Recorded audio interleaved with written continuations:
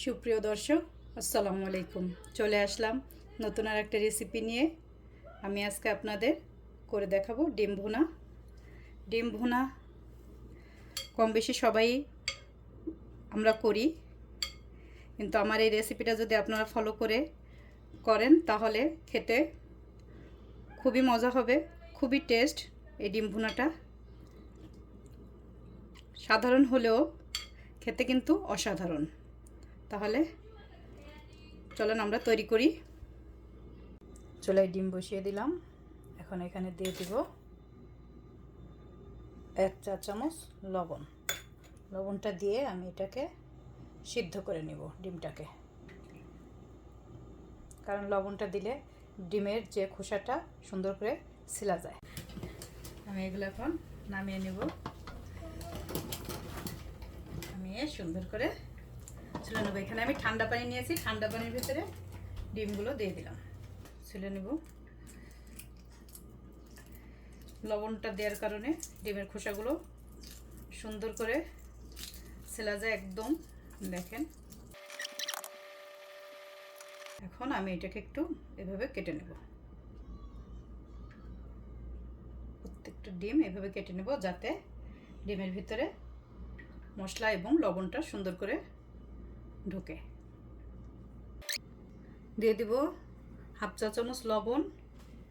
দিয়ে আমি এখন ডিমগুলো এখানে দিয়ে দেব।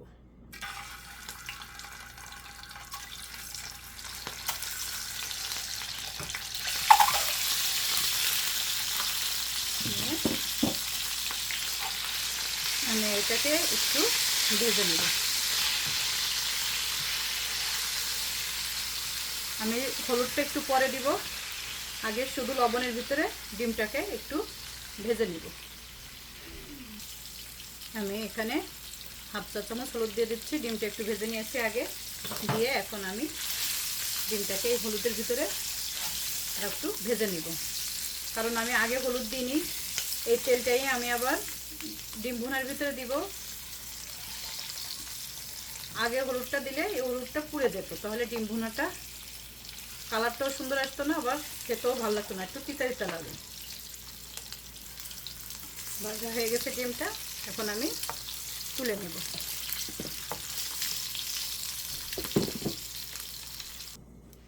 দিয়ে দিব আর কিছুটা তেল। দিয়ে আমি এখন এখানে দিয়ে দিব কাটি রাখা কিছুটা পেঁয়াজ। এর ভিতরে দিয়ে দিব 2 টুকরা দারুচিনি, 2টা এলাচ আর একটা তেজপাতা। দিয়ে এখন আমি এটাকে পেঁয়াজটা একটু ভেজে নেব। পেঁয়াজটা আমার একটু ভাজা হয়ে গেছে। আমি এখন এখানে দিয়ে দিব 2 টেবিল চামচ পেঁয়াজের পেস্ট। এটা দিয়েও আমি আর একটু ভেজে নিব। পেঁয়াজের পেস্টটাও একটু ভাজা ভাজা হয়ে আসছে। আমি এখন এখানে দিয়ে দিব 1 চা চামচ আদা বাটা, 1 চা চামচ রসুন বাটা। দিয়ে আমি এটাকে এই পেঁয়াজের পেস্টের সাথে ভালো করে একটু কষিয়ে নিব, কারণ এই মশলার কাঁচা ফ্লেভারটা যাতে চলে যায়। মশলাটা অনেকটা কষিয়ে নিয়েছি। এখন আমি এখানে দিয়ে দিব 1 চা চামচ ধনিয়ার গুঁড়া, 1 চা চামচ জিরার গুঁড়া, 1/2 চা চামচেরও কম একটু হলুদের গুঁড়া, আর দিয়ে দিব 1/2 চা চামচ শুকনো মরিচের গুঁড়া। দিয়ে আমি এটাকে আবার আর একটু কষিয়ে নেব সুন্দর করে। একটু কষিয়ে নিয়েছে, এখন একটু দিয়ে দিব গোলমরিচের গুঁড়া 1/2 চা চামচ। দিয়ে আমি এখন এখানে দিয়ে দিব একটা টমেটো কেটে দিয়েছি, ছোট ছোট করে টুকরা করে নিয়েছি টমেটোটা দিয়ে দিব।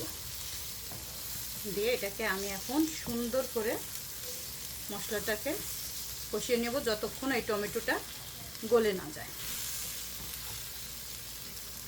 টমেটোটা দিয়ে আমি একটু পানি দিয়ে দিলাম। পানি আর এই টমেটোটা সুন্দর করে মশলার সাথে মিশে সুন্দর একটা গ্রেভি তৈরি হবে টমেটোটা গলে।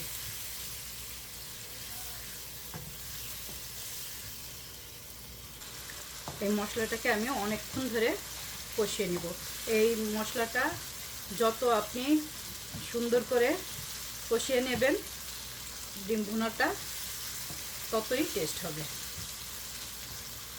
এই যে টমেটোগুলো গলে গিয়েছে, আমি আরও বেশ কিছুক্ষণ এটাকে রান্না করে নেব। দিয়ে দিব 1 চা চামচ লবণ, কারণ লবণটা আপনারা দেখে দিবেন।